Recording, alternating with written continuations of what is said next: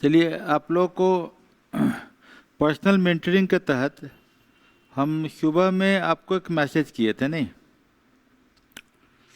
Message आप लोगों ने पढ़ा होगा, बैच में पढ़ा है?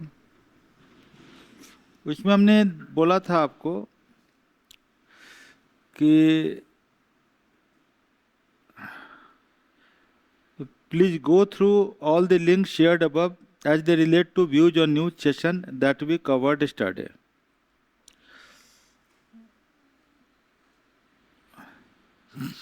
और हमने इसमें बताया था कि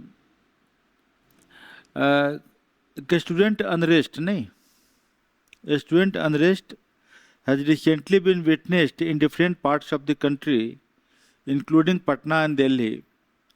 और एक कॉन्टेक्स्ट है जहाँ से कि क्वेश्चंस आ सकते हैं, नहीं? और इस कॉन्टेक्स्ट से हमने जो है पॉलिटी के क्वेश्चन निकाले और आपको एशिया के क्वेश्चन निकाले, बीपीएससी से रिलेटेड क्वेश्चन निकाले, क्योंकि बीपीएससी के हिस्ट्री में भी ये क्वेश्चन आ सकता है। छात्र आंदोलन, स्टूडेंट्स का प्रोटेस्ट, और हमने उसी टॉपिक के इर्द गिर्द 4-5 क्वेश्चन निकाले और हमने एक ऐसे लिखने को बोला, आप है ना, 1000 वर्ड्स में। और हमने बताया ऐसे लिखने का क्या तरीका हो सकता है ब्लूम्स टैक्सोनॉमी पर, कि चीज़ों को आप सही समझिए, नॉलेज डोमेन सही होगा तो आप उसको रिमेंबर अगर है तो आप उसको एनालाइज कर सकते हैं और उसको क्रिएटिव एक्सप्रेशन दे सकते हैं। प्रॉब्लम यही होता है ज़्यादातर स्टूडेंट के साथ। इसको रख लीजिए। अभी हम गांव गए थे, वहाँ भी एक आदमी मिले थे, शायद आप लोगों ने पॉडकास्ट देखा होगा मेरा। नहीं देखा है क्या? देखा है। डॉक्टर है, डेंटिस्ट है, अच्छे डॉक्टर है और वाइफ टीचर है, तो घर में थोड़ा पैसे भी ठीक ठाक है। एक लड़का बीटेक किया अच्छे गवर्नमेंट कॉलेज से, दूसरा लड़का भी बीटेक किया। पहला लड़का 2018 से दिल्ली में तैयारी कर रहा है और 2 साल पढ़ाई में बहुत अच्छे हैं। मदर फादर भी बड़े सिंसियर हैं, बच्चों को कोई कमी नहीं रखते हैं, पैसा भी काफ़ी अच्छा भेजते हैं। हर महीना 20-25 हज़ार रुपया भेज रहे हैं दोनों बच्चों मिला के, और लगातार भेजते जा रहे हैं। और बाजीराम में कोचिंग किया उन्होंने, जिसका कोचिंग का फीस 2.25 लाख रुपया के करीब करीब उन्होंने दोनों बच्चों में एक एक करके 4 लाख का फीस भी दिया। बच्चे भी सिंसियर हैं, पढ़ाई अच्छा कर रहे हैं। 5 बार मेंस लिखे हैं यूपीएससी का, मतलब 5 बार पीटी क्वालिफाई किए तभी तो मेंस लिखे हैं ना।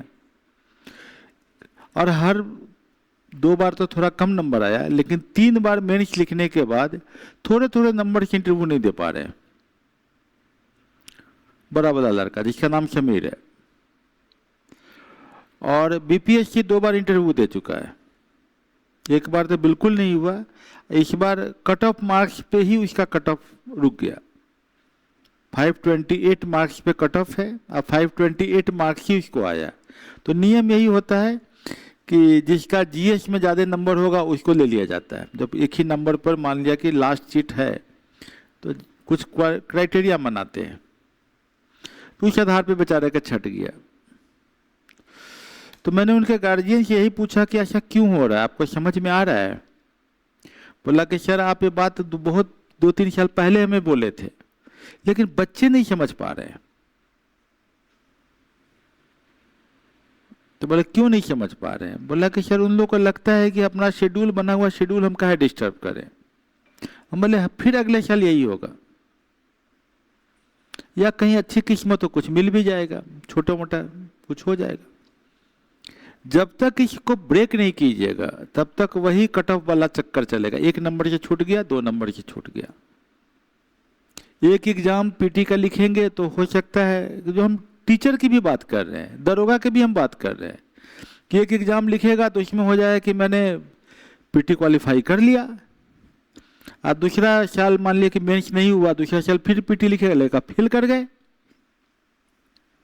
बहुत 20 नंबर पीछे चले गए।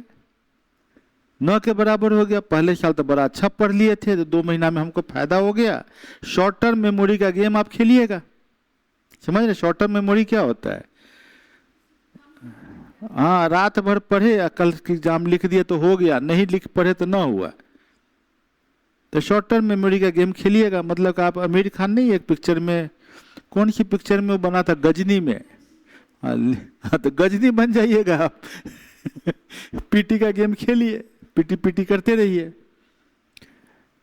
आपको लॉन्ग टर्म मेमोरी में आना पड़ेगा। लॉन्ग टर्म मेमोरी वही है जो आज आपने किया है। बात समझे कि नहीं? यही लॉन्ग टर्म मेमोरी है। अगर आपने जो 4 क्वेश्चन का आंसर लिखा है ना, एक ऐसे लिखा है, 5 लिखा है, 5 में देखिए कि रिमेंबर वाला वर्ड कितने लिखे हैं। रिमेंबर मतलब की वर्ड रिमेंबर होना चाहिए। अगर आर्टिकल ही इसमें नहीं लिखे हैं तो पहला क्राइटेरिया जो ब्रॉड लाइन है ब्लूम्स टैक्सोनॉमी का, वो क्या है? रिमेंबर। मैं आपको इवैल्यूएशन करना सिखा रहा हूं। रिमेंबर मतलब कीवर्ड। क्या आपने आर्टिकल 19(1) लिखा? क्या आपने आर्टिकल 19(1)(b) लिखा? क्या आपने आर्टिकल 19(2) लिखा? क्या आपने आर्टिकल 19(3) लिखा? आपने आर्टिकल 14 लिखा? आर्टिकल और भी 16 भी था, 16(4) लिखा? आर्टिकल 21, आर्टिकल 32, हाँ 226 लिखा? क्या आपने अपने आंसर में जो आपका भारतीय न्याय संहिता बीएनएस का शायद 163 है लिखा?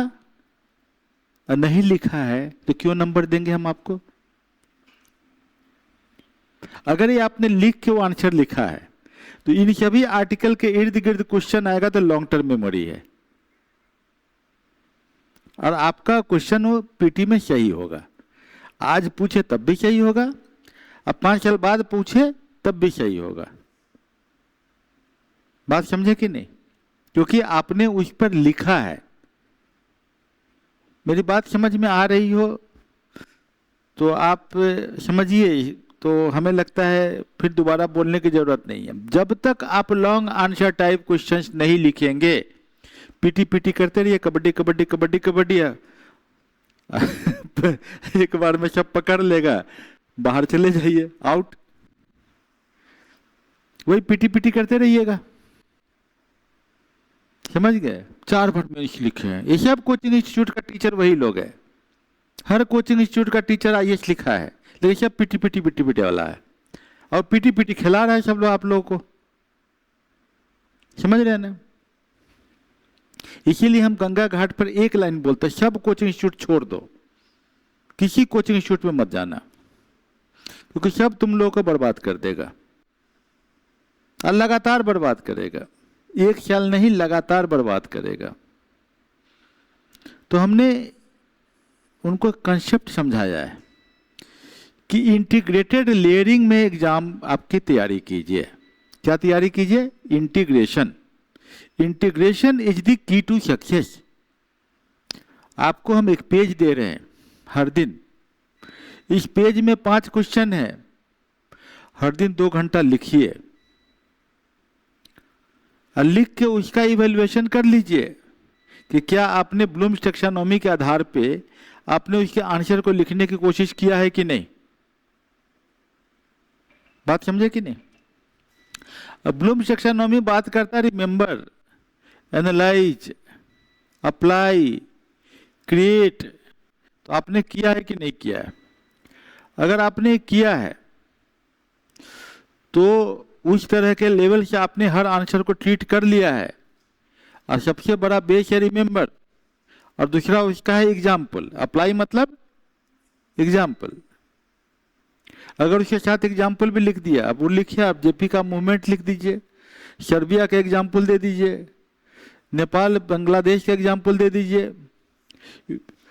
उसके बाद थोड़ा सा और उसके लेवल में जाइए, क्रिएट कीजिए, मतलब कि आपको यूनाइटेड नेशंस के एग्जाम्पल से दे दीजिए, वर्ल्ड एग्जाम्पल के साथ जोड़िए, फिर एक अच्छा कंक्लूजन कीजिए। तो आपको सब कंसेप्ट के साथ अगर ब्लूम्स टैक्सोनॉमी के आधार पे आप आंसर लिखना सीख जाते हैं तो आपको मेंस के आंसर लिखने में भी नंबर ज़्यादा आएगा और मुख्य परीक्षा ही मुख्य परीक्षा है, तैयारी मुख्य परीक्षा की ही होती है। हर लाइन जो पीटी में है उस पर एक मुख्य परीक्षा का एक सवाल है। बात समझे? जो चीज पीटी दरोगा में आप पूछा जाता है उस पर मुख्य परीक्षा का एक सवाल बनता है कि नहीं बनता है? उसी प्रश्न को आप पीटी वाले प्रश्न का मुख्य परीक्षा का प्रश्न बना के 2 पेज लिख डालिए, ये भी कर सकते हैं। लेकिन लिखना है तो क्या करना है? लेयर्ड अप्रोच, मतलब 1 पेज के 4 क्वेश्चन को तो लिखना ही है डेली। उससे आपका करंट अफेयर, न्यूज एनालिसिस से सब्जेक्ट का जुड़ा हुआ वो क्वेश्चन, आप डिफिकल्ट क्वेश्चन लिख लीजिएगा। हर दिन प्रैक्टिस हो रहा है। और आपको जो मैं किताब बता रहा हूं, जो किताब हम लिख रहे हैं या लिख लिए हैं, या जो धीरे धीरे हम आपके ऐप पे डालते जा रहे हैं, वो किताब भी वही है। वो बोलता है 3 पेज पढ़िए और मुख्य परीक्षा का प्रश्न लिखिए। अब मुख्य परीक्षा का प्रश्न लिखिए और साथ में 2-4 ऑब्जेक्टिव भी देख लीजिए। आपको दिखेगा जैसे मुख्य परीक्षा लिखिएगा ऑब्जेक्टिव गलत नहीं होगा। बात समझे कि नहीं? अगर आप खाली ऑब्जेक्टिव में लगे रहिएगा तो पीटी पीटी खेलिए, हर साल फेल होइए, घर जाइए, मार्क्स ही नहीं बढ़ेगा। तो तैयारी मुख्य परीक्षा के करने के लिए क्या करना होगा? 2 पार्ट है, एक डायनेमिक है और एक स्टैटिक है। स्टैटिक किताब बदलती नहीं है, डायनेमिक में थोड़ा ऐड करना पड़ता है व्यूज और न्यूज में। और करंट अफेयर का लाइफ उसी साल का होता है, अगले साल वो करंट अफेयर कुछ और हो जाएगा। इस साल का करंट अफेयर दूसरा हो जाएगा। इस साल किसी फिल्म को अवार्ड मिला, अगले साल दूसरी फिल्म को अवार्ड मिलेगा। इस साल का ऑस्कर ये है, अगले साल का ऑस्कर वो होगा। इस साल का चैंपियन ये है, अगले साल का चैंपियन कोई और होगा। तो ये चेंज होने वाला है, लेकिन किताब आपका चेंज नहीं होगा। क्लियर है ना? तो 8 किताबें हैं और उसका वजन 9वां क्लास के टेक्स्ट बुक से कम है, और उस किताब का स्टैंडर्ड 8वें क्लास का है। तो 9-10 के किताब को वजन कर दीजिए, इधर हमारी किताब को वजन कीजिए तो कम मिलेगा। ये स्टैटिक है। इसका लेवल जो है समझने का वो भी बहुत कम है, 8th क्लास का है, 8th 7th 6th क्लास का है, उससे जो ऊपर का है ही नहीं लेवल उसका। तो स्टैटिक खत्म कीजिए, वो तो आपके लिए बहुत बच्चा वाला बात है भाई, उसके लिए क्यों कोचिंग में जाते हैं आप? क्लियर है? और इधर जो है डायनेमिक है, डायनेमिक के लिए हम आपके गाइड कर ही रहे हैं, और आपको हम हर समय बताते हैं कि अपना आंसर आप, जरा इसका बैटरी ला दीजिए, अपना आंसर आप कहां से लिख सकते हैं? खुद चेक कर सकते हैं। ब्लूम्स टैक्सोनॉमी अगर आपने सीख लिया है, समझ लिया है, तो आप देखिएगा कि सर ने जो मॉडल आंसर लिखा है उसमें से क्या क्या पॉइंट मेरा छूटा। मेरे मॉडल आंसर में सभी कीवर्ड्स है। हम हर दिन जो एक पेज देते हैं उस पेज में क्या देते हैं आपको? कीवर्ड पहले ही बता देते हैं कि ये कीवर्ड है, ये आपके मेन आंसर में सब आने चाहिए। फिर हम आंसर लिख के बता भी देते हैं कि भाई मेरे आंसर में कीवर्ड आया है, तो रिमेंबर वाला वर्ड तो याद रहना चाहिए, इसमें तो कोई डाउट ही नहीं है। तो यही हमने गंगा घाट वाले ग्रुप में, आप लोग सब जुड़े हुए हैं अरुण सर गंगा घाट में, यही मैंने आज गंगा घाट के बच्चों को बताया भी है कि आपको क्या करना है, ये यहाँ पर मिलेगा।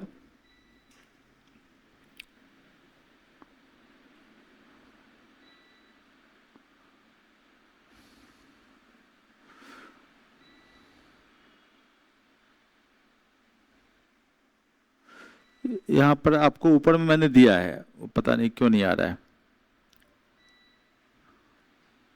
आ जाएगा, आ जाएगा, आ जाएगा। मैंने यही लिखा है, हिंदी में मैं पढ़ देता हूँ कि प्रिय साथियों, गंगा घाट के बच्चों को बताया है, क्योंकि मेरा पर्पस वही है कि बच्चे को सही गाइडेंस मिल जाए और गरीब बच्चा को भी वही अधिकार मिले पढ़ने का जो धनी बच्चों को मिल सकता है। कि कल हमने निबंध लेखन की कला, विज्ञान और तकनीक पर विस्तार से चर्चा किया। हमने गंगा घाट पे ही चर्चा किया, आपके सामने क्लास रिकॉर्डिंग में मैंने ये बात बताई।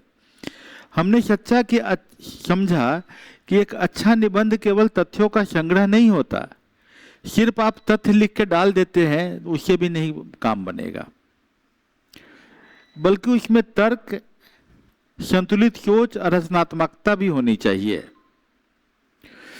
तथ्यों का संग्रह करने से खाली आप पीटी निकाल सकते हैं, लेकिन मेन एग्जाम में फिर आप फेल कर जाइएगा तो क्या फायदा।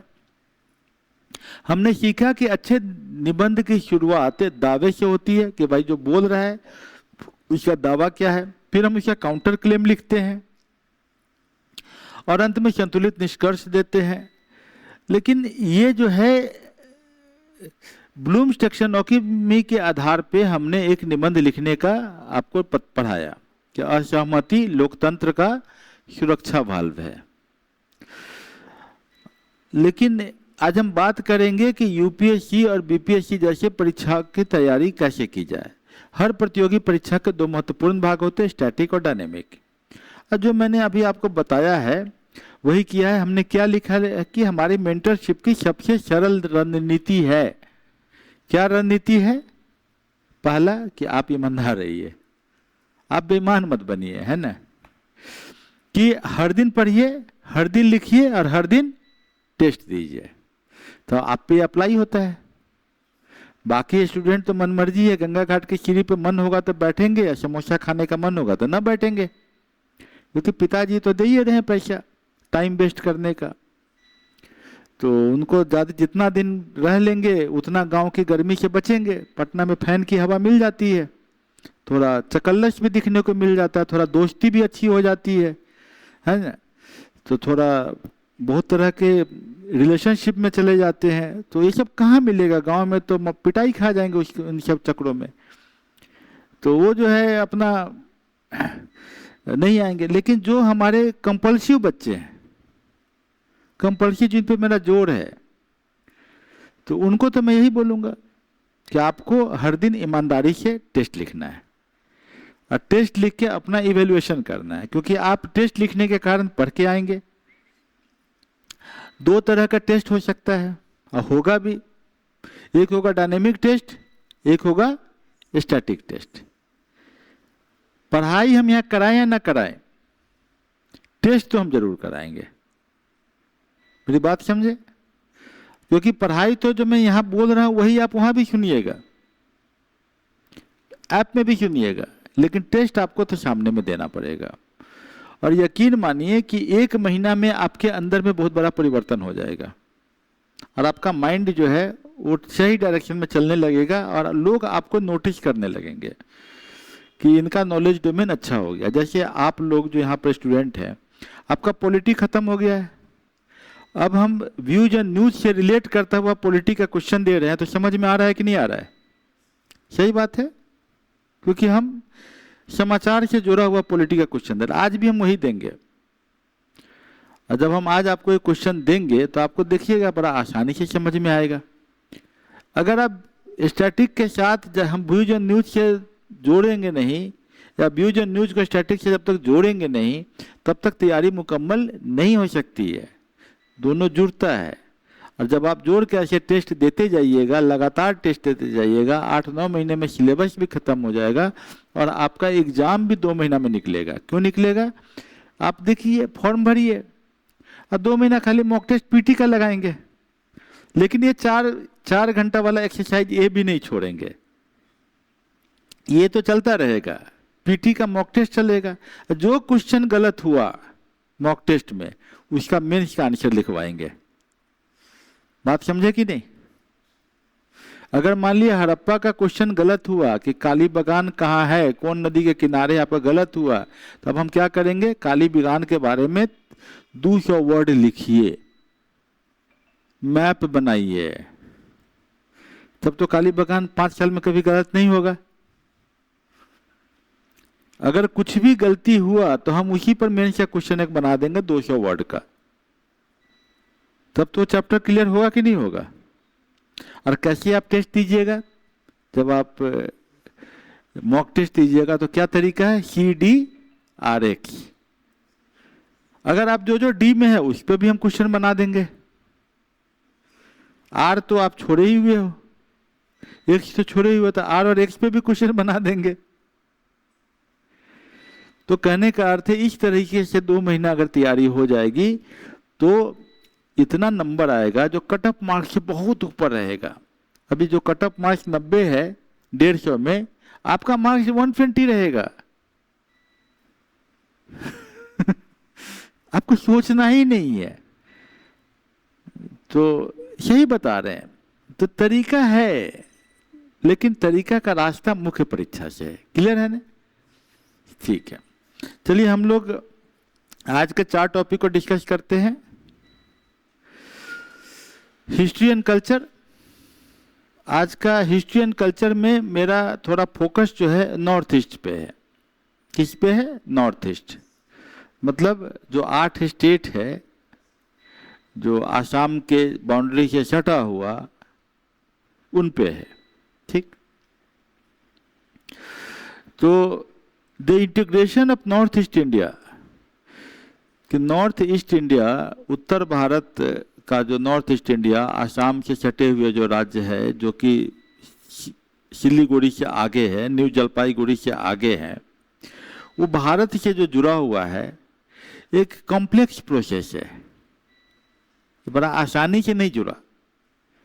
और पॉलिटिकल कंसोलिडेशन, कॉन्स्टिट्यूशनल एकोमोडेशन, हमने कॉन्स्टिट्यूशन में उनको स्पेशल स्टेट का बहुत दर्जा दिया। पढ़ा है स्पेशल स्टेट? पढ़ा है ना? जो लोग पॉलिटी जिनका खत्म हुआ है पढ़े है ना?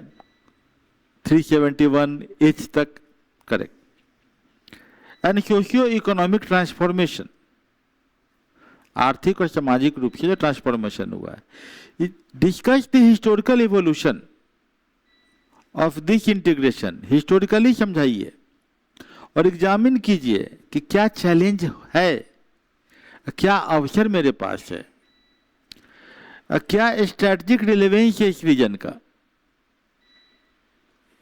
आज मान लिया क्वेश्चन बीपीएससी में पूछे कि क्या रीजन है, तो भाई बिहार के लिए बहुत बड़ी बात है कि बिहार नज़दीक में है। और आज के दिन में जाइए उस स्टेट में घूमने के लिए, तो स्टेट बड़ा फैशन कॉन्शियस है। वहाँ के लड़के लड़कियाँ बड़े तरीके का फटे जीन्स और बड़े तरह तरह के टी शर्ट उनके बहुत चलते रहते हैं। उनका जूता हर दिन नया नया होता है ना? तो they are very good consumer. अब बिहार में अगर टेक्सटाइल इंडस्ट्री खोल दें, बढ़िया फैशन इंडस्ट्री के प्रोडक्ट बनने लगे हाजीपुर में, तो हाजीपुर से सिलीगुड़ी जाने में कितना टाइम लगेगा? 4 घंटा। 4 घंटा में सिलीगुड़ी पहुंचते हैं। पूर्णिया 4 घंटा, एकदम पूर्णिया के बगल में ही तो है। और वहाँ से जो रास्ता है, वहाँ से आपको, हम दिल्ली से नज़दीक है, लुधियाना से नज़दीक है, तमिलनाडु से नज़दीक है, अहमदाबाद से नज़दीक है। तो हमारा ट्रांसपोर्टेशन कॉस्ट बहुत बच रहा है कि नहीं बच रहा है? तो जो हमारे लेबर बाहर में माइग्रेट करने जा रहे हैं, वो बिहार में ही काम करके अपने परिवार को देखने, अपने बड़े बुजुर्ग की सेवा करके, अपने बच्चों को यहीं पर रख के गार्जियनशिप दे के, वो लेबर जो है सब अच्छा कमा सकता है। इंडस्ट्रियलिस्ट जो लुधियाना में जाके इंडस्ट्री खोला है, हमारे बिहार के हैं, बहुत हैं। वो अहमदाबाद में खोला है, तमिलनाडु जाने की बात कर रहे हैं इंडस्ट्रियलिस्ट। हैदराबाद में कितने लोग खोले हुए हैं, वो लोग आके यहाँ पर काम कर सकते हैं। तो हमारे लिए तो बहुत बड़ा ट्रांसफॉर्मेशन का है। क्लियर है? तो हम इसको जो पढ़ते हैं, यहाँ पर क्या बात कर रहे हैं कि north east diversity and frontier legacy है, हमारा बॉर्डर से बड़ा जुड़ा हुआ है। आसाम के कॉन्टेस्ट में ये जो लड़ाई है यांडबू, अब ब्लूम्स टैक्सोनॉमी में हम लोग क्या कहते हैं? रिमेंबर। तो आपको क्या करना होगा? हालांकि यांडबू यहाँ एक ही लाइन में आएगा, इसके आंसर में एक लाइन के अंदर में यांडबू वर्ड आ जाएगा, लेकिन आपका काम क्या है?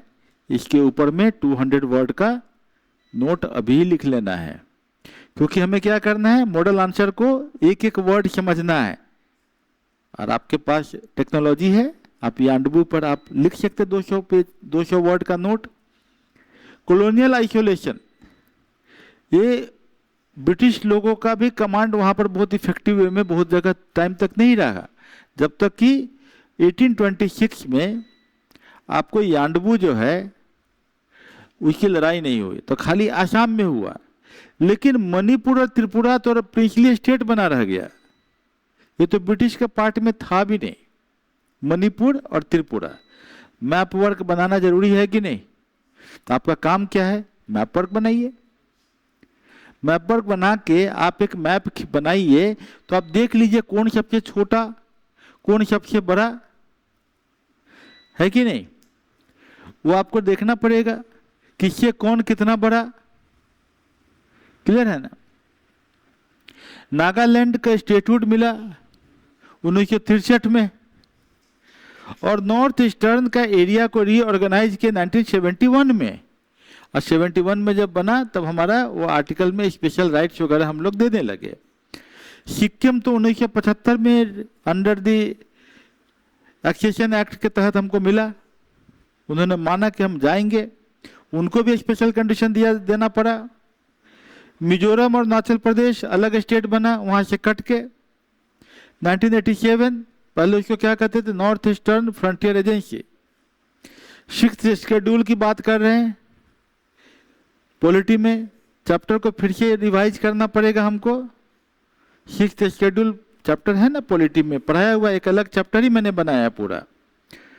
मिजोरम और अरुणाचल प्रदेश ये तो हो गया। आर्टिकल 371A टू 371H करना पड़ेगा।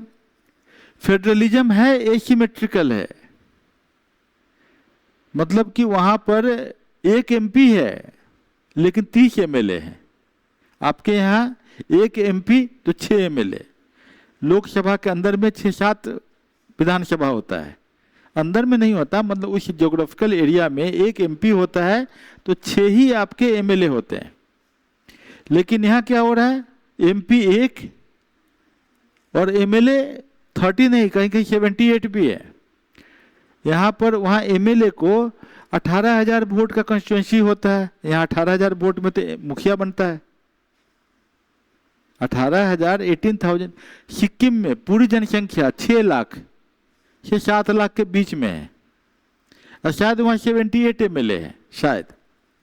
अब बताइए, एक आदमी 5,000 वोट ला के बन जाता है एमएलए, और यहाँ आपको 1 लाख वोट ला के आपको मुश्किल होने लगती है कितनी बार। ये सिमेट्रिकल फेडरलिज्म है कि नहीं है? हाँ, ये वर्ड समझना होगा। इंसर्जेंसी है, माइग्रेशन भी है, बाउंड्री का डिस्प्यूट भी है, इतनी क्लैशेज है, इतने सारे 200 ट्राइब्स है। नॉर्थ ईस्ट में कितने हैं? 200 ट्राइब्स है। हमारी पॉलिसी है, हम वहाँ से कॉरिडोर निकाल रहे हैं, उससे हम थाईलैंड तक जाएंगे। एक्ट ईस्ट पॉलिसी है हमारी। स्ट्रेटजिक रिलेवेंस है, चाइना से सटा हुआ है। चाइना हमेशा बोलता है अरुणाचल मतलब हमारा भूटान, हमारा उसका पोर्शन है, वो उसके नीचे हम ही हैं, बाउंड्री टच करता है। Connecting employment and cultural protection, ये बहुत जरूरी है। कल्चरल प्रोटेक्शन, उनका अपना कल्चर है, नागालैंड का अलग है, मनी का अलग है, कुकी का अलग है, अंगामी नागा का अलग है। नागालैंड में अकेले 40-50 ट्राइब है, सबके अपने अपने कल्चर है, उसको बचाना। सबकी अपनी भाषा है, सबका अपना स्क्रिप्ट है, सबका अपना रिचुअल्स है। उसके बाद आपका क्या? Ecological balance.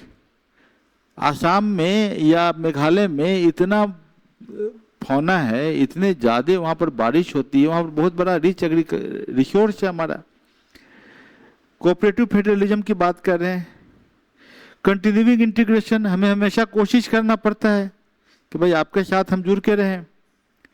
Piece, prosperity, participation, accountability and national unity, ये सब हमारा लास्ट में कंक्लूड करना पड़ेगा। क्वेश्चन का फ्लो समझ में आ गया? जब सब कीवर्ड समझ में आ गया तो इसका मतलब है कि आपके आंसर में इन सभी वर्ड का समावेश होना है, और हमने इनको समावेश करके मॉडल आंसर बना दिया। तो आपको मॉडल आंसर लिखना है, घर में लिख कर प्रैक्टिस कीजिए। और हम क्या बोलते हैं कि 40 नंबर का अगर क्वेश्चन हम देंगे, 400 वर्ड्स का आंसर लिखना है, तो 40 में हम जो मॉडल आंसर दे रहे हैं उसमें 32 मार्क्स आएगा। अब बीपीएससी में 32 मार्क्स लाना नेक्स्ट टू इम्पॉसिबल दिखता है, क्योंकि बीपीएससी में आप सोच लीजिए ना क्या हो रहा है। 300 मार्क्स का एग्जाम होता है, और जो टॉपर लोग हैं वो 150 मार्क्स नहीं ला पा रहे हैं। मतलब कि 50% नंबर नहीं ला रहे हैं। हम कितना नंबर लाने की बात कर रहे हैं? 80%, मेरा मॉडल आंसर। और इसी तरह के क्वेश्चन आते भी हैं यूपीएससी में भी, बीपीएससी में भी। तो आप लिखिएगा तो बीपीएससी उसमें 40 में 32 नंबर देगा मान लिया, तो हमारे हिसाब से 300 में आप कोशिश कीजिए 180 नंबर तो लाना बहुत ही आसान है मेरे हिसाब से। एक पेपर में 30 नंबर बढ़ा रहे हैं आप, तो आप तो टॉप में जाएंगे ना। ये थोड़ी है कि नीचे से एमओ बन गए तो कुछ एक छोटा सा उसमें। बीपीएससी में एक है एसटीओ और उसी से एक है एमओ, ठीक है ना। तो एसटीओ जो है, एक एमओ को एसटीओ पोस्ट में प्रमोशन लेने में 20 साल लग रहा है, समझ गए। एक बीडीओ और सीओ को 15-15 साल लग रहा है एसटीओ बनने में। एक ही एग्जाम है, एक आदमी 20 साल ऊपर बैठ गया और एक आदमी 20 साल तक सर सर सर करके सैल्यूट मारते रहिएगा, और आपके बगले में बैठ के एग्जाम लिखा है। हो सकता है आपका नोट्स भी ऊपर हो, और आप उसको बोले पानी लेके पिलाओ तो पिलाने भी आ जाता होगा। अकल हो के आप उसको ऑफिस में जाने से पहले डर लगेगा, बैठाएगा भी नहीं, बात भी नहीं करेगा, डांट के भेज देगा, फाइल पटक देगा आपके मुंह पर, तुमको कुछ नहीं आता बोलेगा। क्योंकि जब तक आप एसटीओ बनिएगा तब तक तो बहुत ऊपर चला जाएगा। समझ रहे हैं ना क्यों हो रहा है? क्योंकि मेंस की परीक्षा की तैयारी आप किए ही नहीं, वो मेंस में ऊपर आ गया। रैंक तो मेंस की परीक्षा से होता है। उस समय लगेगा कि इससे अच्छा होता कि हम नौकरी में ही नहीं आते। हमने देखा है, मेरी एक बैचमेट थी, उड़ीसा कैडर में आईएएस थी, अब मेरा साथ में वो भी मेरे साथ ही पढ़ती थी दिल्ली यूनिवर्सिटी में। वो आईएएस होकर चली गई उड़ीसा कैडर में, छोटी सी थी। अच्छा, उसको मजाक करता था कि तुम्हारे लिए कौन सा लड़का मिलेगा बताओ जरा सा। तो सब तो लंबे लंबे हैं।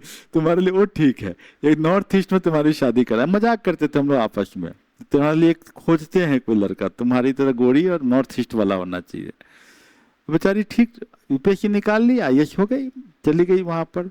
अब मेरे साथ का ही उड़ीसा का लड़का था, वो बेचारा का नहीं हुआ यूपीएससी में, तो कहाँ निकला? उड़ीसा पब्लिक सर्विस कमीशन निकाल लिया वो। हम गए तो मेरा बड़ा जिगरी दोस्त था, नाम दोनों का हम नहीं बताएंगे। तो हम बोले कि यार उससे मिलने के, हम सर्किट हाउस में रुके थे, तो बेचारी मिलने आई अपने हस्बैंड के साथ। हम बोले उसको बुला, बोला कि नहीं मेरे सामने मत बुलाओ अरुण, अच्छा नहीं लगता है, मेरे जाने के बाद बुलाना। हम लगे यार बैठ के सब लोग चाय पीते हैं, पुराने दिन याद करते हैं, वो बेचारा न नहीं बुलाओ। उसके बाद जब चली गई तो कल होके हम बुलाए उसको अपने पास, वो बेचारा बहुत रो रहा था।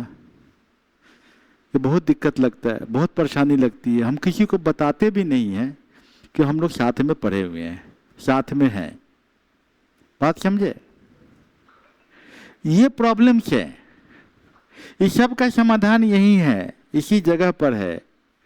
क्या समाधान है? निकालेंगे तो मेंस की तैयारी करके निकालेंगे, पीटी की तैयारी करके लो रैंक होकर लटकने से कोई फायदा नहीं है, फ्रस्ट्रेशन ही है। चलिए दूसरा क्वेश्चन इसी से रिलेट करता हुआ कुछ लिख रहे हैं, नहीं दूसरा क्वेश्चन यहां पर देखते हैं, 2 नंबर देखते हैं ज्योग्राफी में। तो ज्योग्राफिकल डिस्टिंक्टिवनेस मतलब कि नॉर्थ ईस्ट का एक अलग ज्योग्राफी है। Of India's north eastern region अलग है, खूब बारिश होता है। जो रोड हाजीपुर में बनेगा 100 फीट 1,60,000 में, वो 100 फुट रोड नॉर्थ ईस्ट में बनेगा 5 लाख रुपए में। 2-3 कारण है, एक ज्योग्राफिकल कारण भी है। कारण ये है कि बहुत सारे प्रॉब्लम्स हैं वहाँ कि लोग पैसा आपका गिट्टी उठा के ले जाएंगे घर, आपका सीमेंट उठा के ले जाए, ये भी है, ये बिहार में भी कहीं कहीं होता है। लेकिन वो एक छोटा कारण है। मेन कारण ज्योग्राफिकल है, बारिश होती है, मिट्टी नहीं मिलता है, फ्लाइयर से भरना पड़ता है, वहाँ बहुत बारिश होती है। The geographical distinctiveness of India's northeastern region is both a constraint and economic asset. बहुत बड़ा एसेट है. एग्जामिन हाउ इट्स टेरेन, इसका जो ऊंचा नीचा जो है, जो जोग्राफिकल, बायोडाइवर्सिटी, तरह तरह के पेड़ पौधे, बॉर्डर लोकेशन, लोकेशन जो बॉर्डर का है, resource base, shape the region से स्पेशल इकोनॉमिक अपॉर्चुनिटीज, कैसे स्पेशल इकोनॉमिक अपॉर्चुनिटीज को और शेप करता है, और किस तरीके से डेवलपमेंट के लिए क्या चैलेंज है. क्वेश्चन में कितने सारे फैक्ट हैं. ज्योग्राफी के साथ इसको जोड़ना पड़ेगा, मैप वर्क करना होगा. ठीक है, मान लिया कि आपने ज्योग्राफी अभी तक हमारे से नहीं पढ़ाई किया, मान लिया. अगर पढ़े होते तो हम तुरंत आपको और लिंक कर देते, लेकिन कोई बात नहीं. आज आप 8 नॉर्थ ईस्टर्न स्टेट्स का मैप बनाएंगे तो कोई बहुत बड़ा करामात तो नहीं हो जाएगा. मैप तो बना ही सकते हैं. अब मैप बना के ये नहीं कि खाली मैप बना लिया छोड़ दिया, मुजबानी बनाना है. एक बार बनाने से आप भूलते हैं. आपको मैप बना के फिर अलग से बंद करके कॉपी दूसरे पेज में फिर से बनाना है. फिर नहीं बनेगा, फिर से बनाना है, लेकिन उसको बनाना है.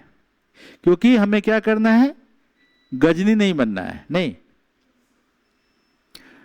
तो गजनी बनिएगा तो एग्जाम नहीं निकलेगा. आपको क्या कहाँ जाना होगा, लॉन्ग टर्म मेमोरी में, तभी वो एग्जाम निकलेगा, तभी एग्जाम में रैंक आएगा. लॉन्ग टर्म मेमोरी अगर डेवलप नहीं किए तो शॉर्ट टर्म मेमोरी वाले तो बहुत बुरी तरह फंसते हैं.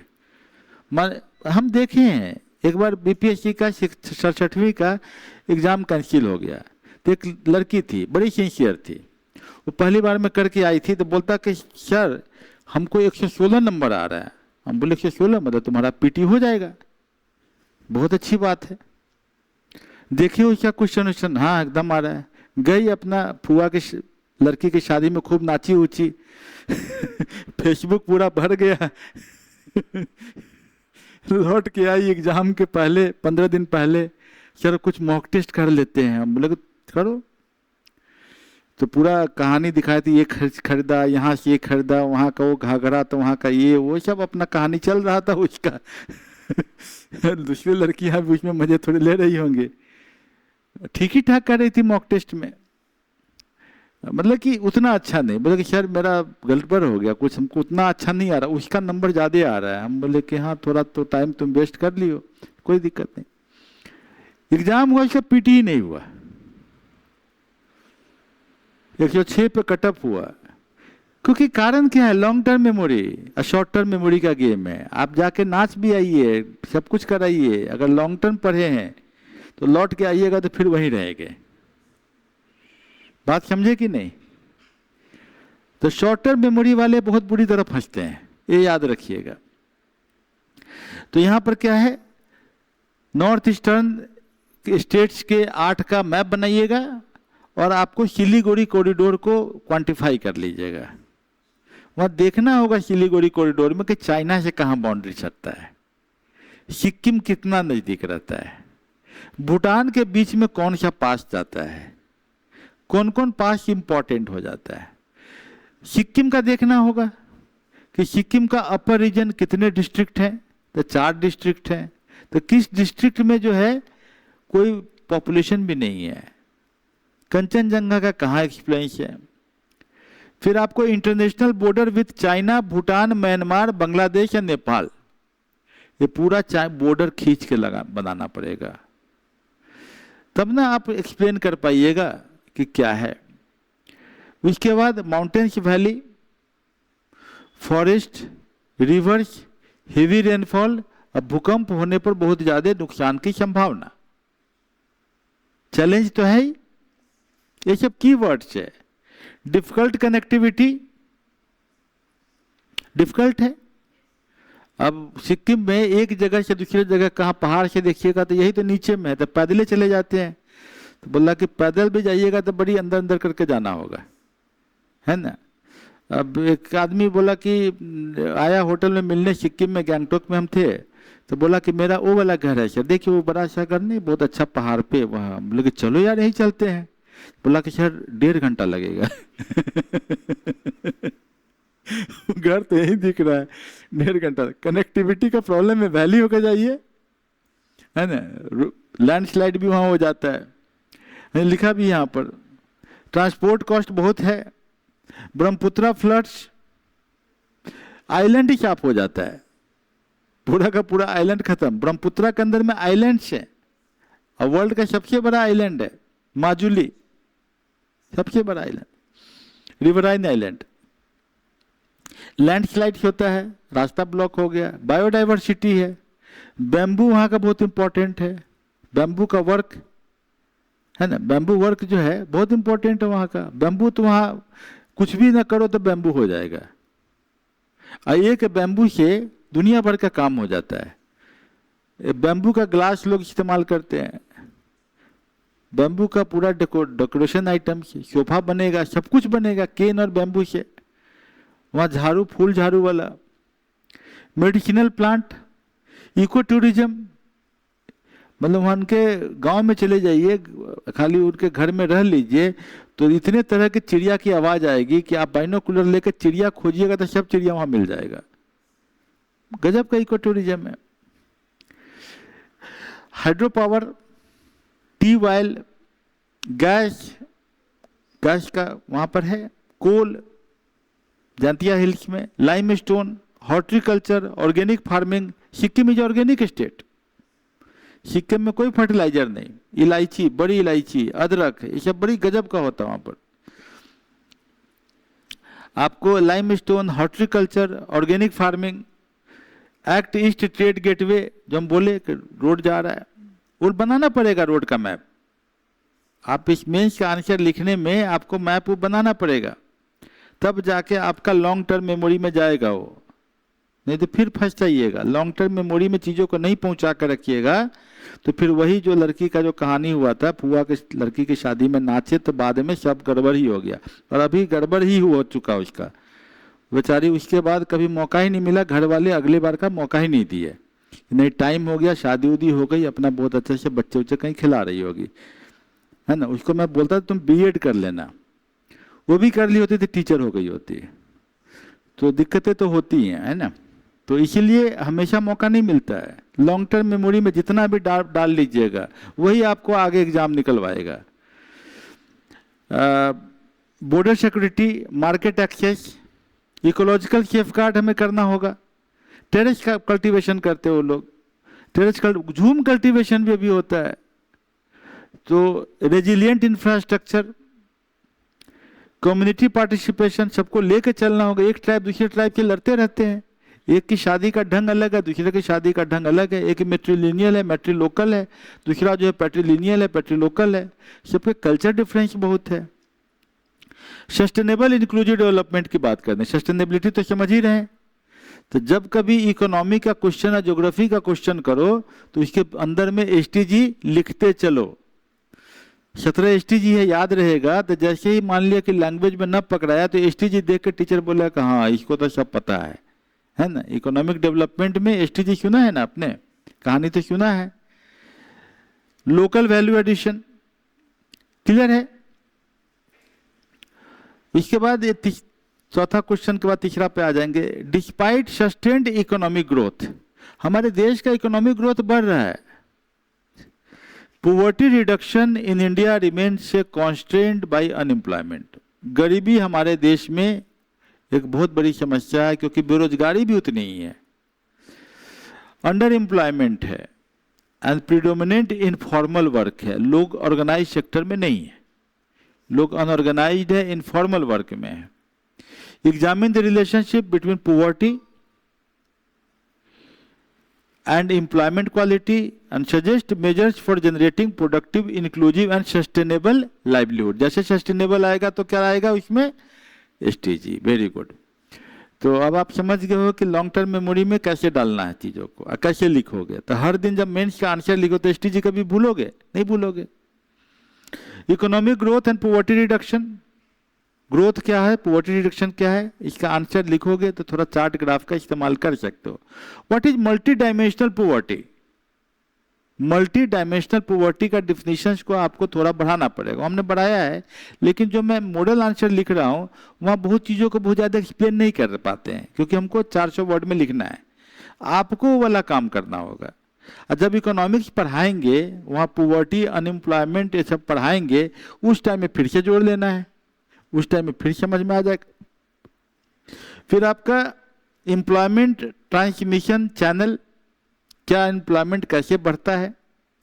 पीरियोडिक लेबर फोर्स सर्वे, बहुत बार इसका इस्तेमाल करते हैं हम लोग, उसका क्या इंडिकेटर है वो देखना होगा।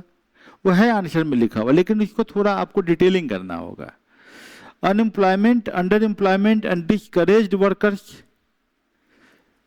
Nearly 90% informal employment, working poor without contract wages, leave, safety, pension, insurance, unorganised sector के प्रॉब्लम्स हैं।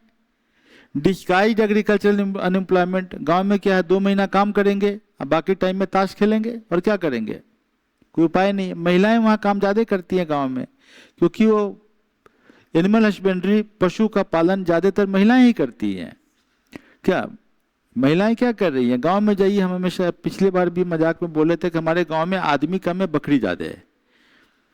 और एक घर में अगर 20 बकरी है तो सोचो कि कितना आमदनी है। एक घर में 20 बकरी है तो 20 तो बेच लेगा वो। और कोई बकरी 7,000 से कम में नहीं बिकता है, 7,000 से 12,000 के बीच में बिकता है।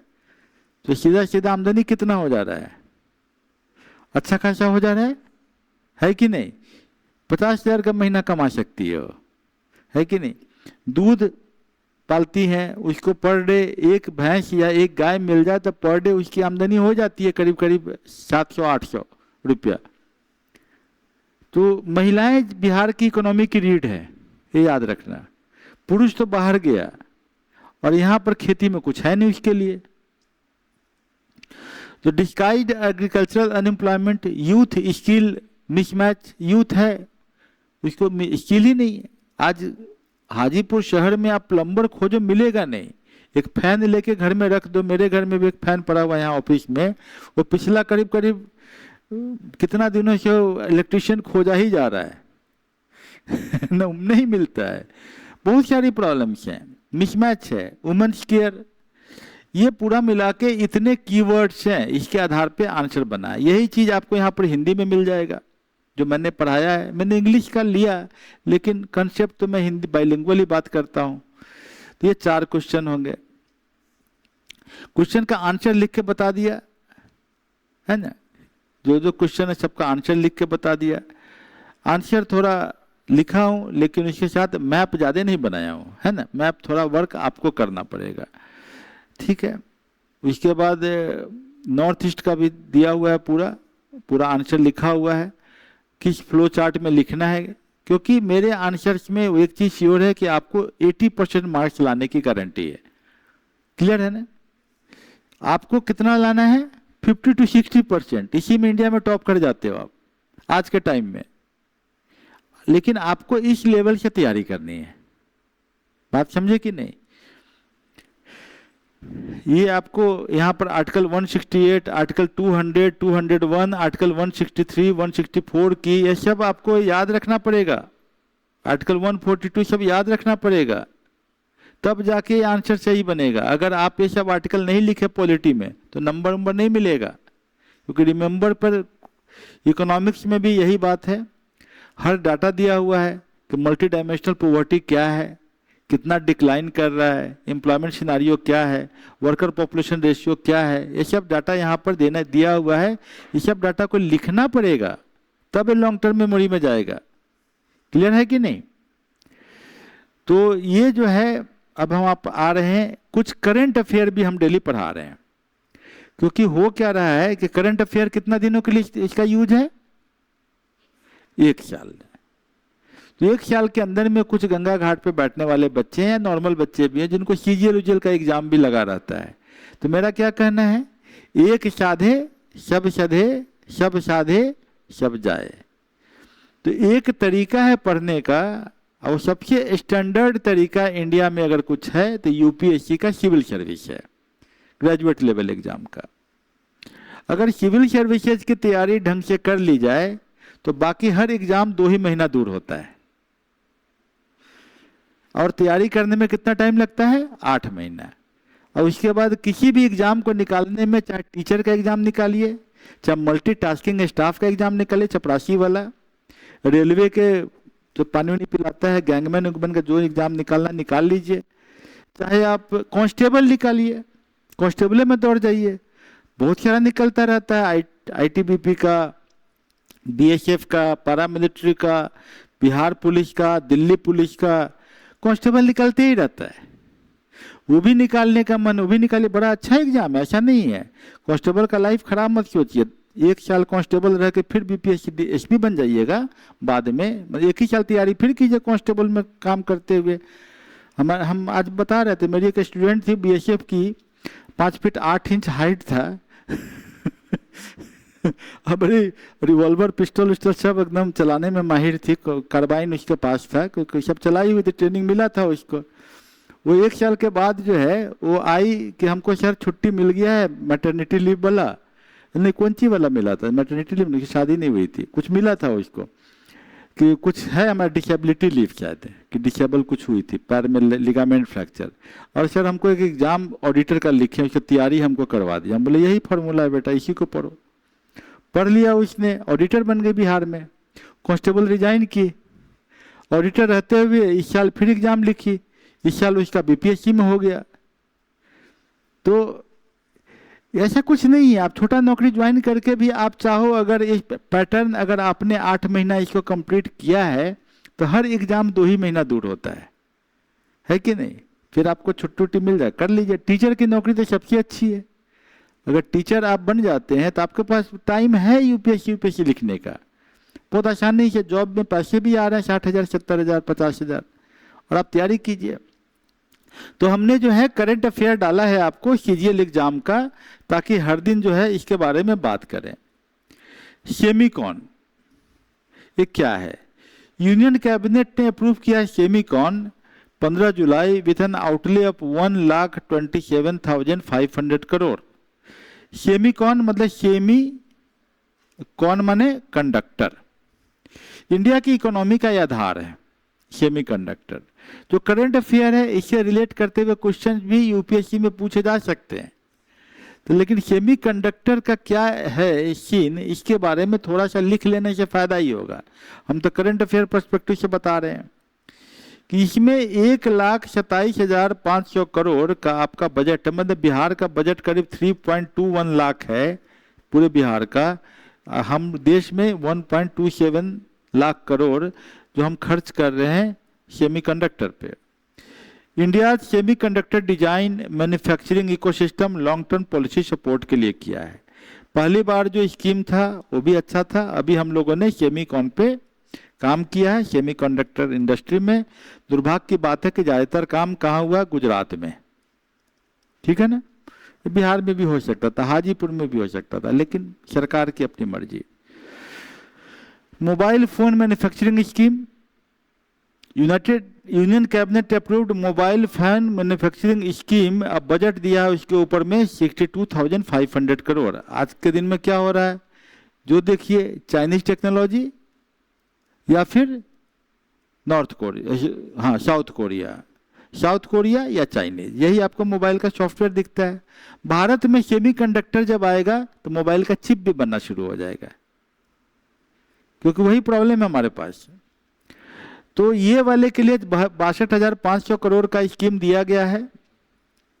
ये करने से हम लोग का फायदा ये होता है कि मेंस के आंसर में भी कुछ कुछ पॉइंट बूस्ट करने का एक मौका मिल जाता है करंट अफेयर से, समझ गए, इकोनॉमी वगैरह में। डोमेस्टिक इलेक्ट्रॉनिक प्रोडक्शन शुरू होगा। गवर्नमेंट मैन्युफैक्चर अप्रोक्सीमेटली 99% 2% 99% जो है mobile phone sold domestically.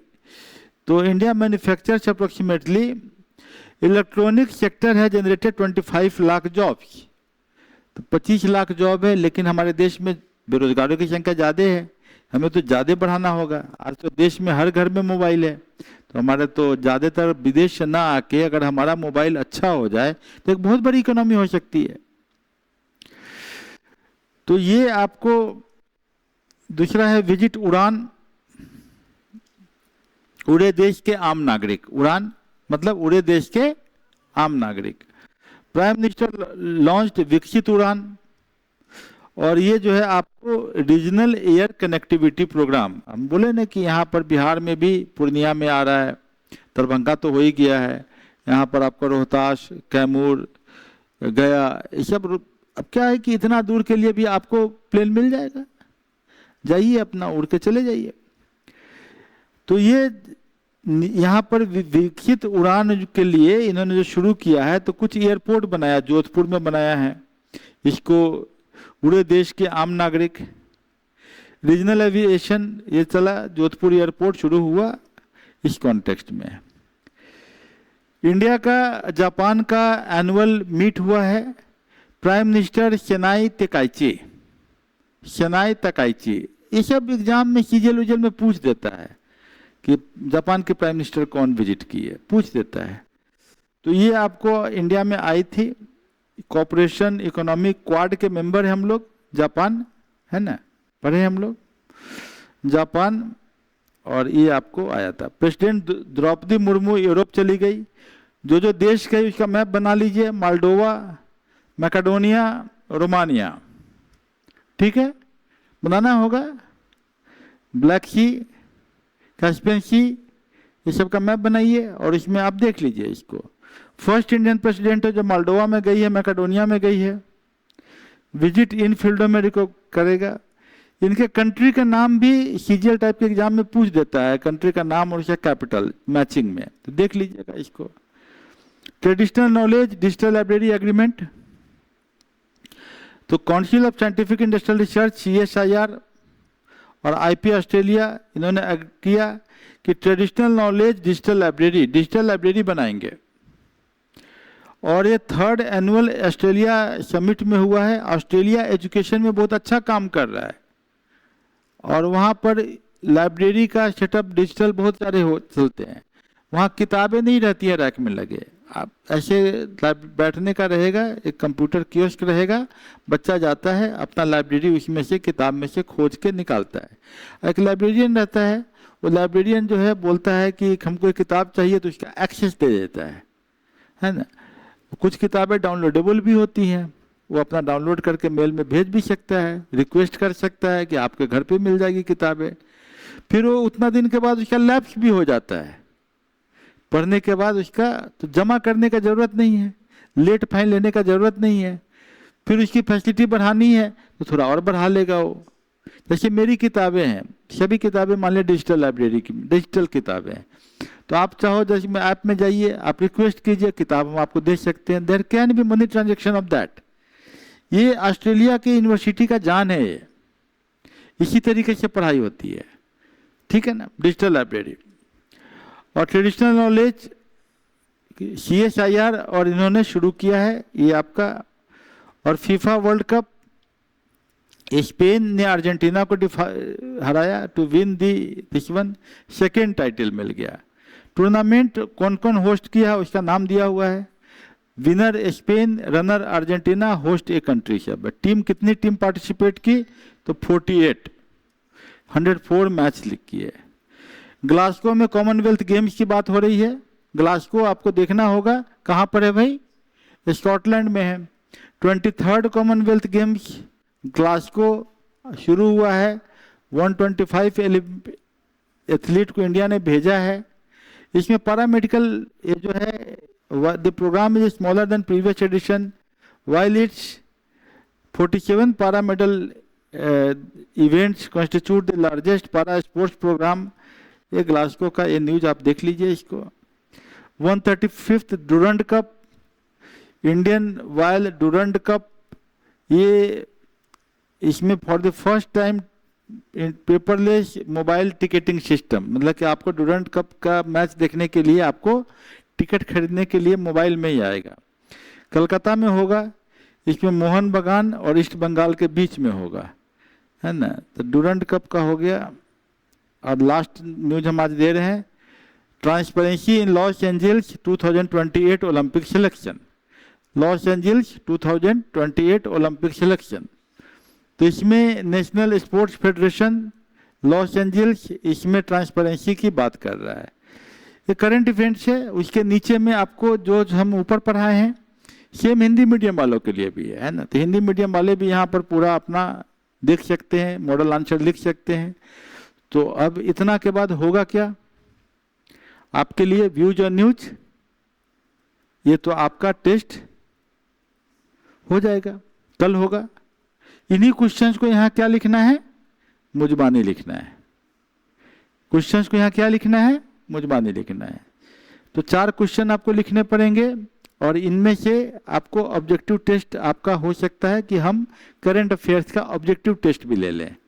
10-10 question है, 2-4 पूछ लेंगे। तो एक टेस्ट तो ये होगा और दूसरा टेस्ट हम लोग नया सब्जेक्ट इंट्रोड्यूस कर रहे हैं, न्यू सब्जेक्ट इंट्रोड्यूस हम लोग कर रहे हैं।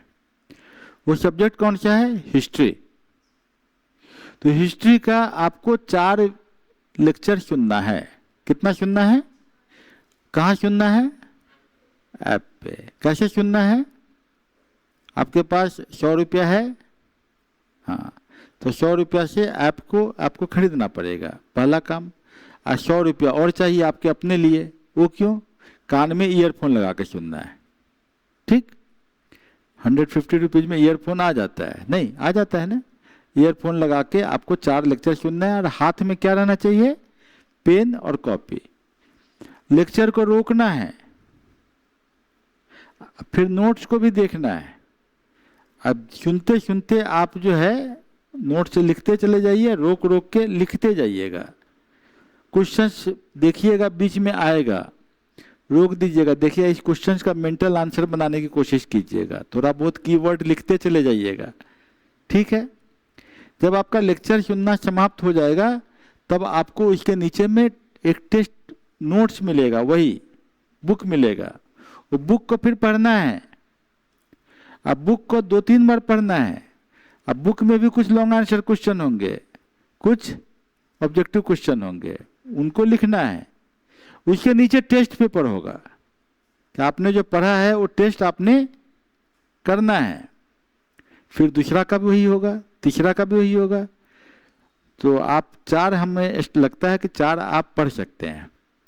फिर क्या होगा, 4 को मिला के हम यहाँ पर टेस्ट लेंगे कि आपने पढ़ा है कि नहीं, ठीक है ना। तो थोड़ा सा मेहनत ज़्यादा करना होगा। अभी हम लोग ऐसे एक अभी क्लास लेंगे, अभी एक 6ठा क्लास का शुरू करेंगे। 6th क्लास का जो आपका है, 6th क्लास हम पढ़ा चुके हैं, वैसे पॉलिटी पढ़ाए हैं हम। 6th क्लास का अदर सोशल स्टडीज एस्पेक्ट जो न्यू सिलेबस पे आया है उसका हम क्लास लेंगे और 1 घंटा का आपका फिर नेक्स्ट चैप्टर ऑफ हिस्ट्री, ताकि यहाँ सुनिएगा तो बाद में आपको वहाँ पर आसानी होगा सुनने में, है कि नहीं, ठीक है। तो माय डियर स्टूडेंट, जो हमारे गंगा घाट वाले स्टूडेंट हैं जो कि सुनते हैं या ऑल इंडिया में जहाँ कहीं से भी आप इसको ज्वाइन किए हैं इस ऐप को, अरुण सर गंगा घाट या टेलीग्राम चैनल या आपने जो भी ज्वाइन किया, जिसके थ्रू भी आप इसको सुनते हैं, ये आप पे भी अप्लाई होता है। If you are honest enough with your self, जो कि बड़ा रेयर ब्रीड है, 99% बेईमानी ही स्टूडेंट मिलते हैं जो कि अपने प्रति ईमानदार नहीं होते, प्रोकास्टिनेट बहुत करते हैं, आज नहीं कल कर लेंगे, हमको कौन देखने आ रहा है। लेकिन अगर आप अपने को सेल्फ रेगुलेट कर लीजिए और आप कीजिए तो यकीन मानिए कि आपको इससे बड़े फायदे होने वाले हैं। और इसको आप गंगा घाट पे जो हमारे स्टूडेंट हैं वो सामने में आते हैं तो उनको एक अलग से भी मार्गदर्शन मिल जाता है। वो अपनी भी कॉपी चेक कराते हैं, अपनी चिट्ठी मुझे देते हैं, उनको हम व्यक्तिगत मार्गदर्शन भी कर देते हैं।